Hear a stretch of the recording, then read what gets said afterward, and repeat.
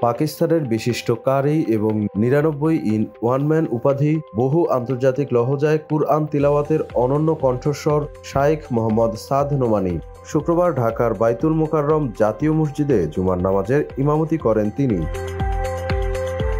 এই ঐতিহাসিক দিন উপলক্ষে পুরো নগরীর মানুষের ঢল নেমে আসে। মসজিদের ভেতরে, বাইরে, বারান্দা, প্রাঙ্গণ ও আশেপাশের সব রাস্তা জনসমুদ্রে পরিণত হয়েছে। সাদ নোমানের কুরআন তিলাওয়াতকে কেন্দ্র করে অপূর্ব জনসমুদ্র সৃষ্টি হয়েছে। এটি সাম্প্রতিক বছরগুলোর মধ্যে সবচেয়ে বড় ও সবচেয়ে আধ্যাত্মিক সমাবেশে পরিণত হয়েছে। তার তিলাওয়াতের সুর মুহূর্তে উপস্থিত মুসল্লিদের হৃদয়কে গভীরভাবে নাড়া দিয়েছে। জুমার আগে ধর্ম উপদেষ্টা আ.ফ.ম. খালিদ হোসেন বিশেষভাবে শাইখ সাদ নোমানীকে স্বাগত জানান। এ সময় তার বৈশ্বিক কুরআনী সেবাকে আন্তরিক শ্রদ্ধা জানান উপদেষ্টা। তিনি বলেন, নোমানীর আগমন বাংলাদেশের জন্য এক বড় সম্মান ও আধ্যাত্মিক সৌভাগ্য।